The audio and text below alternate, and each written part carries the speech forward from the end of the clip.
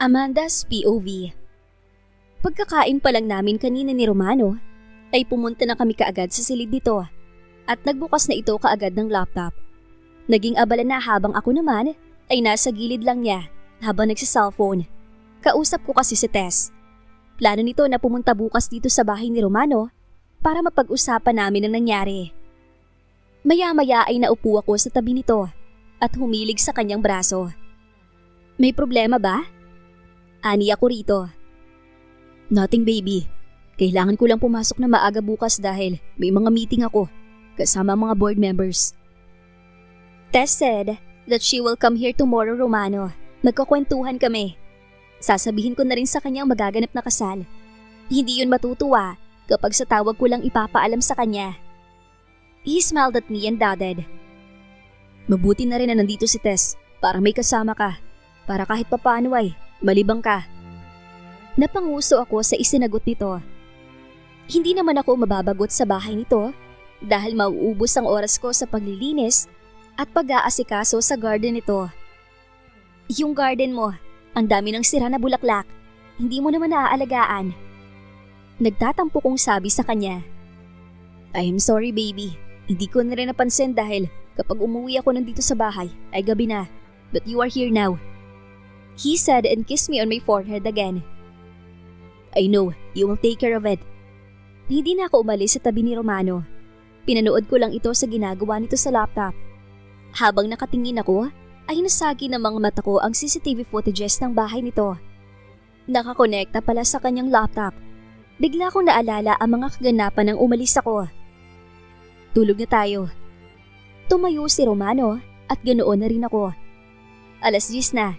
At maaga pa pala itong papasok bukas, pero hindi pa ako inaantok. Nang maramdaman ko ang kamay ni Romano sa aking bewang, ay napatingin ako sa kanya. Sana pagising ko bukas ay nasa tabi pa rin kita.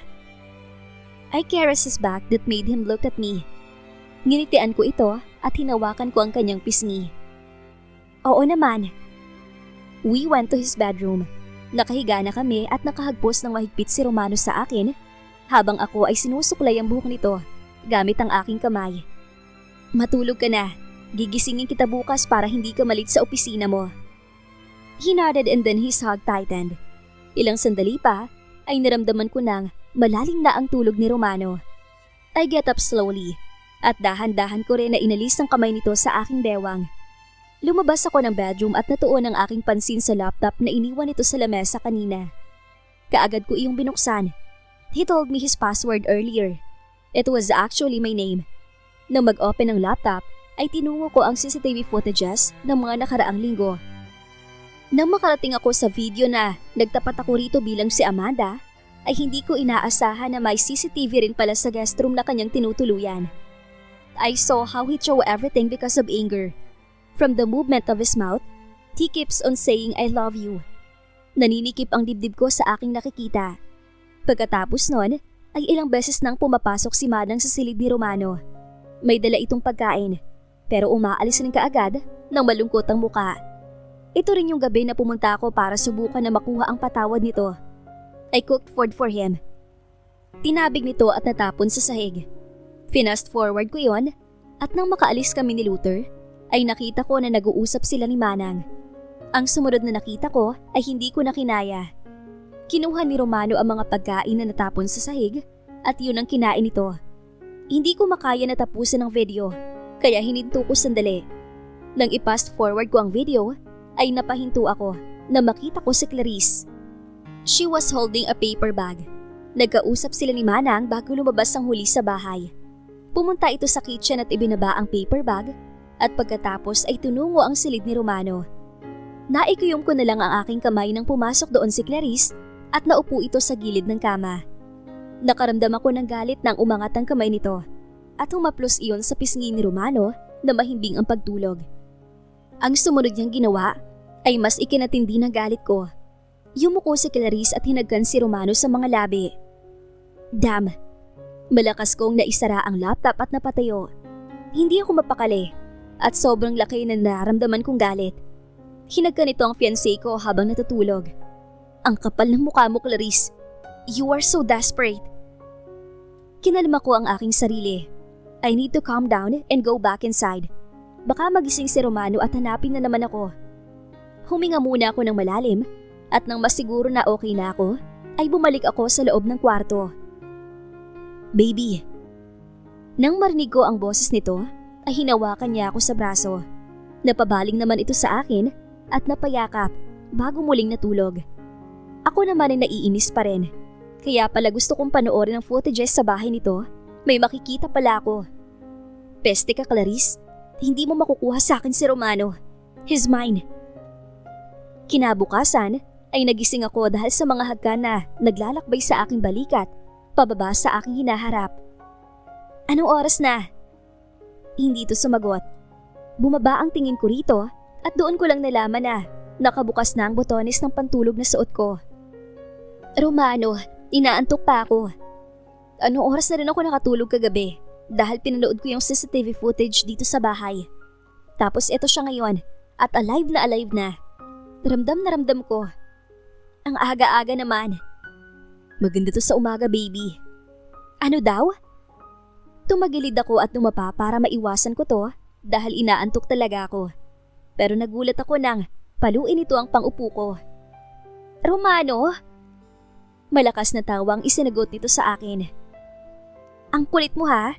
May nalalaman ka pang maganda sa umaga. Napahalakhak na naman ito. Totoo naman. He took my hand. Napasinghap ako nang ilapat ito iyon sa kanyang sandata.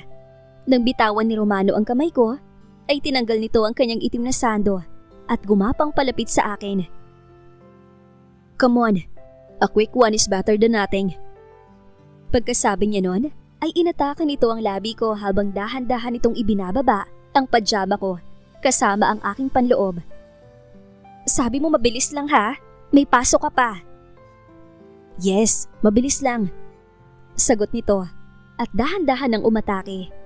Maya-maya pa ay iniba nito ang pwesto namin at pinatagilid ako habang patuloy sa ginagawa.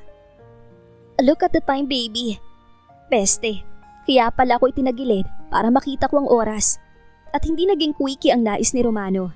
Naituloy pa namin iyon sa loob ng banyo. Na makatapos kami at makapagbihis na, ay nilapitan ko siya na makita ko na hindi maayos ang pagkakakabit ng kurbata nito. Gusto ko sana na ipagluto kita ng agahan, kaso hindi mo ako pinababa.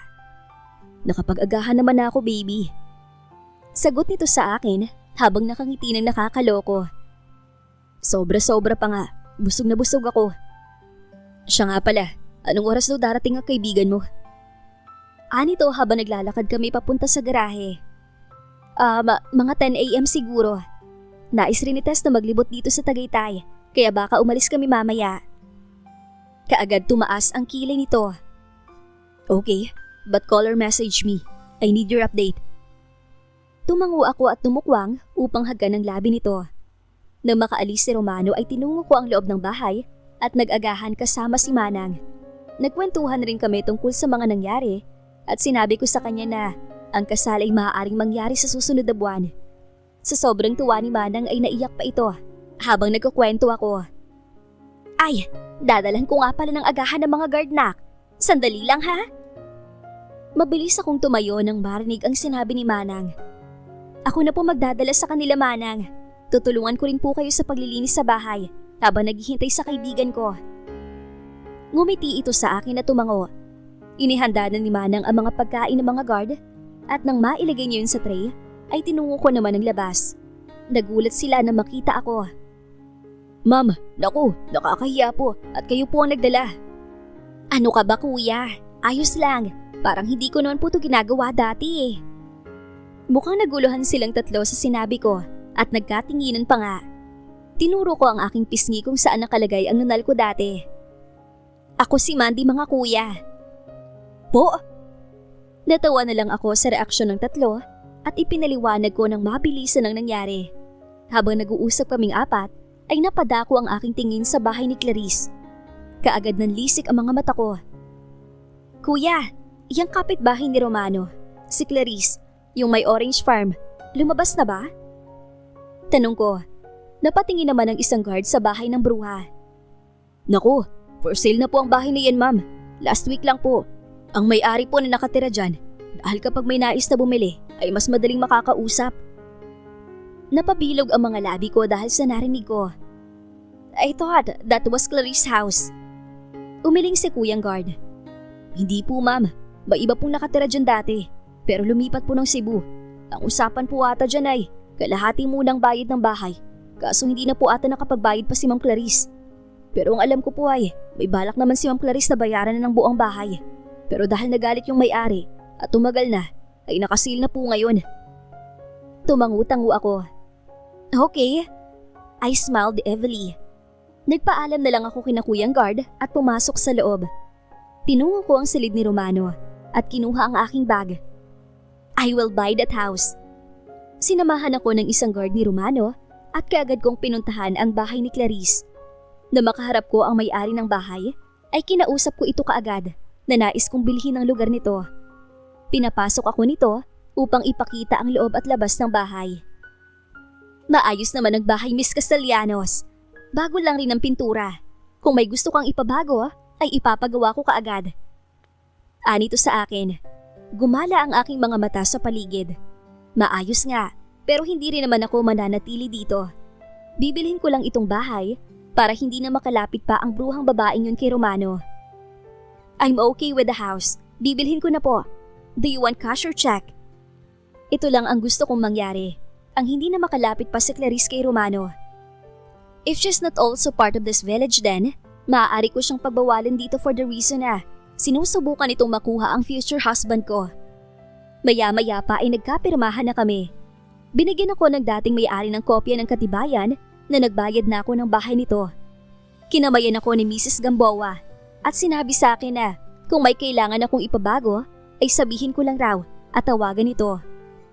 Thank you so much, Miss Castellanos. By the way, regards to your parents. Classmate ako ng mami mo ng college, si Tatiana. Kaya pala pamilyar ka, ay kahawig na kahawig mo siya. Napangiti ako dahil sa sinabi nito. Nakakatuwa naman po. Small world. But if you want to contact my mom po, ay ito po ang kanyang numero. I gave her my mother's number.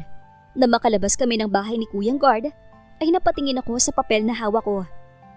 Ano ka ngayon, Clarice? I looked at the house. Saka ko naiisipin kung kanino ko ito ibibigay. Na makabalik ako sa bahay ni Romano, ay hindi ko maialis ang ngiti sa aking mga labi habang nakatingin sa papel na aking hawak. Pagkapasok ko sa loob, ay hinanap ng aking mga mata si Manang. Pero iba ang nakita ko sa living room. Nakita ko si Clarice na nakaupo sa sofa. What are you doing here? Napatayo ito at nilingon ako.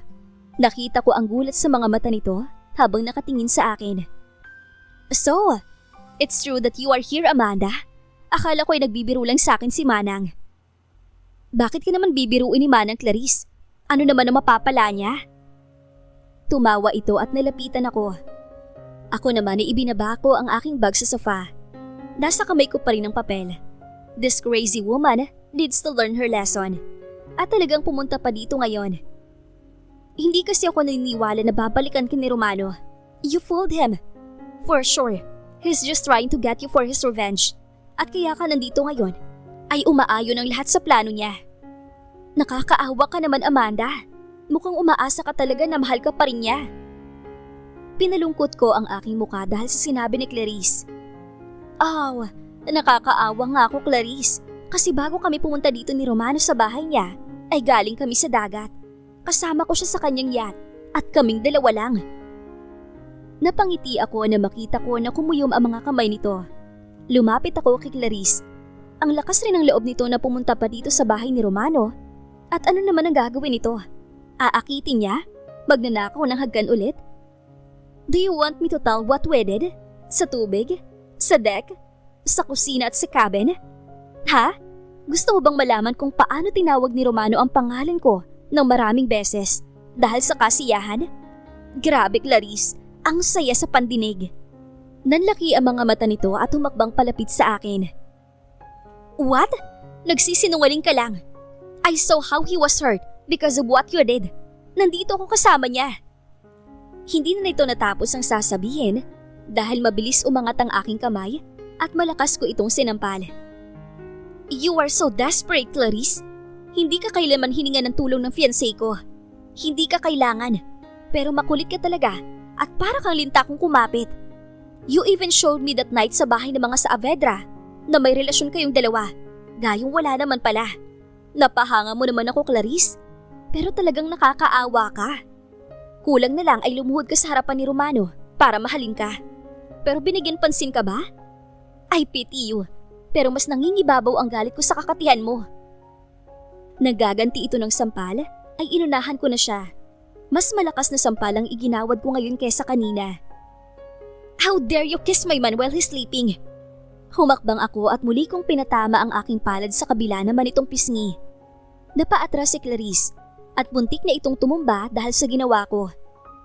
Kahit kailan ay hindi ka magugustuhan ni Romano. Hindi ka niya mamahalin dahil ako ang mahal niya. Clarice, ako lang. Sabi ko at muli itong sinampal. Amanda! Narinig ko ang boses ni Manang sa gilid. Get out, Clarice. Ito ang magiging huling pagtapak mo sa village na to para mapuntahan ang fiancé ko. Ha? Paanong ito ang huli? I live here. My house was just a few steps away. Iniharap ko sa kanyang papel na hawak ko. I bought your house. Bahay ko na yun ngayon. Nanlalaki ang mga mata nito habang nakatingin sa papel. Actually, kanina ko lang binili. Sabi ko nang bawiin ko ang papel at binasa ang buong pangalan ni Mrs. Gamboa. Mrs. Irene Mendista Gamboa. Pamilyar ba sa'yo? Galit na galit ang mga mata nito habang nakatingin sa akin. Sumigaw pa ito sa sobrang inis at nilapitan ako. Ngunit bago pa man niya mahabulot ang buhok ko, ay inunahan ko na siya. Mahigpit kong hinawakan ang kanyang buhok at iniangat ko ang kanyang muka. Don't mess with the Castellanos, Clarice. Subukan mo ulit na lapitan si Romano at makikita mong hinahanap mo. Sigaw ko at itinulak ko ito ng malakas, kaya sumadsad ito sa sahig. I stared at her. Nakatingala siya sa akin na ikinangiti ko. You are at the right place, Clarice.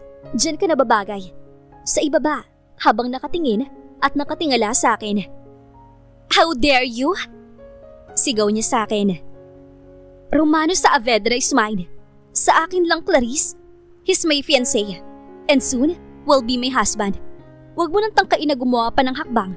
Dahil baka sa susunod, hindi lang bahay na tinitirhan mo ang bibilhin ko. Baka pati ang kumpanya ng pamilya mo. Baliw ka!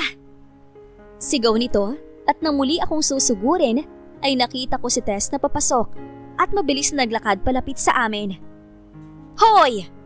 Humarang to sa akin at ito ang humarap kay Clarice. Ikaw yung makating sunod ng sunod kay Romano ah. I remember you. Anong ginagawa mo ditong babae ka? Nakapamewang na tanong ni Tess. Nagulat ako nang itulak ni Clarice sa balikat si Tess. Anong makate? Who are you? Sigaw nito at muling itinulak si Tess. Napangiwi na lang ako. Mahirap nang pigilan si Tess kapag ganito. Lalo pa, at alam kong gigil ito dahil sa mga nalaman niya na ginawa ng babaeng nasa harapan namin ngayon.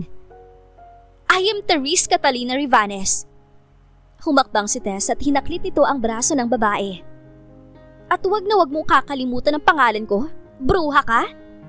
Sigaw ng kaibigan ko at sinabunutan nito si Clarice.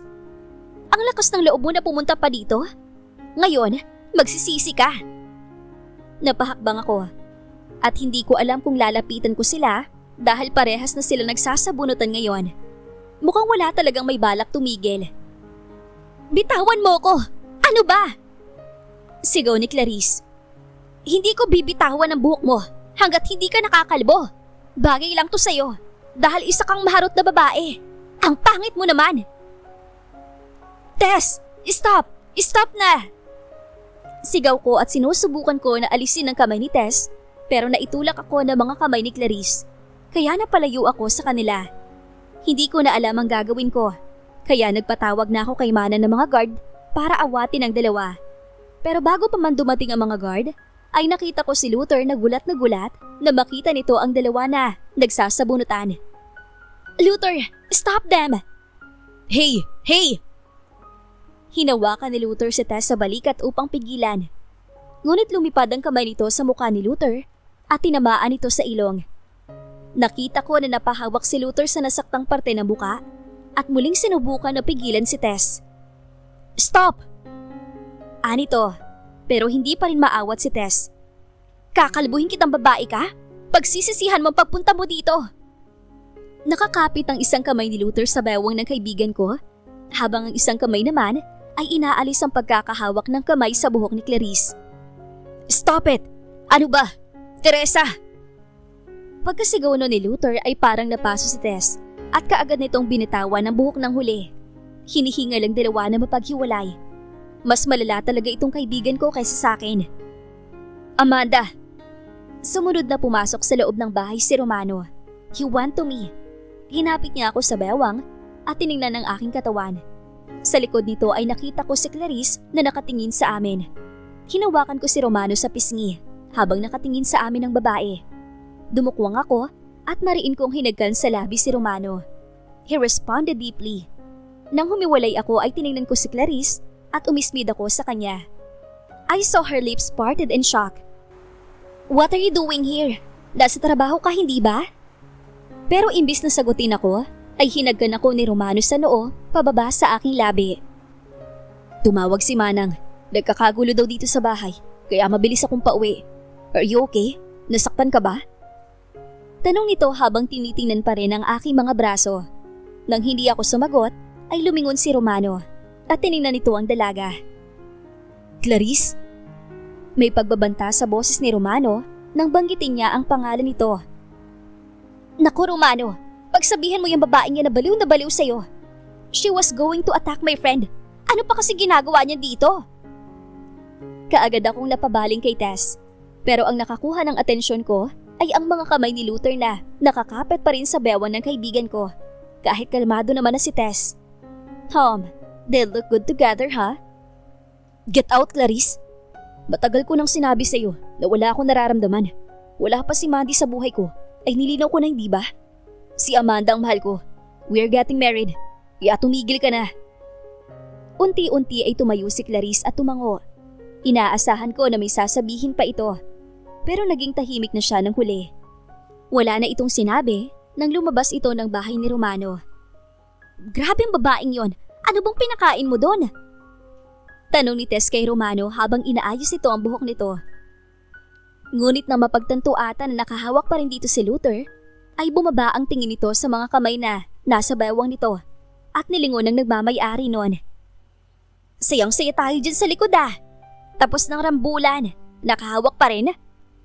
Natawa ko sa sinabi ni Tess kay Luther. Ang huli naman ay bumitaw na at lumayo. Tumikhim pa at pagkatapos ay naglakad pa alis. Pumunta yata sa kusina. Are you really okay? Tumango ako kay Romano. Hindi ka na sana umuwi. Kaya na naman namin dito eh. May mga guards din naman. Sabi ko. Nag-worry lang kasi ako dahil narinig ko rin ang mga hiyaw nang tumawag si Manang. Akala ko kung paano ka na. Hindi na ito mauulit baby. Hindi ko hahayaan na makalapit uli sa'yo si Clarice. Tumango ako at nang bumaba ang labi nito ay kaagad niya akong hinagan. Ilang segundo pa lang ang aming ginagawa ay narinig ko ang boses ng aking kaibigan. Walang mga respeto. Tumingin ako kay Tess na nanghahaba ang uso. May single dito oh, nang-iinggit pa kayo? May single din dito. Napalingon kaming tatlo kay Luther na may hawak na tubig. Napansin ko rin ang pamumula ng mukha ng kaibigan ko. Nang magkatinginan kami ni Romano ay parehas kaming napangiti. Mukhang iisa lang ang nasa isip naming dalawa. Tumataas ang presyon ko, Amanda. Ang kapal na mukha ng babaeng yun at talagang pumunta pa dito. Yang kamandag naman ni Romano. Diyos ko, ay napakahaba naman na buhok at baliw na baliw sa kanya yung bruhang babaeng yun. Huwag lang talagang babalik yan dito at matutuluyan ang pagkakalbo ng babaeng yan. Nakatingin lang ako kay Tess habang dire-diretso ito sa pagsasalita. Si Romano at Luther naman ay nakaalis na ulit dahil may inaasikaso pa mga ito sa opisina. Huminga ka ng malalim. Sabi ko at kinuha ang isang baso ng tubig. Uminom ka para kumalma ka. Nakatingin lang si Manang sa amin na nasa tabi ni Tess. Nag-aalala rin sa itsura nito. Kanina ay alam kong natakot ito dahil sa pagsampal ko ng ilang beses kay Clarice. She also wanted to stop me. Pero sa galit ko ay alam kong kahit napigilan niya ako ay hindi ako magpapapigil. Ilang sandali pa ay inaya ko na si Tess sa labas at ipinakita ko rito ang garden ni Romano. Grabe no, may similarities din talaga kayo ng bebe mo. Meant to be talaga kayo. Nakahawak ako at nakatingin sa rosas ng balingan ko si Tess. Nahilig kasi si Romano sa pag-aalaga ng mga halaman dahil sa kapatid nilang panganay na si Alonzo. Wala na to. Ang garden rin na ito ay alaala ng kanyang kapatid, kaya sobra kong alagaan niya. Yun nga lang, napabayaan ni Romano kaya may mga natuyo ng halaman. Sagot ko, nanatili pa kami ng kaibigan ko sa bahay ng ilang oras at doon na kami nananghalian. Sinabi nito sa akin na ang laki naman daw pala ng bahay ni Romano at pwedeng-pwede daw na maging 10 ang magiging anak namin. Kung sana, ganun lang kadali no?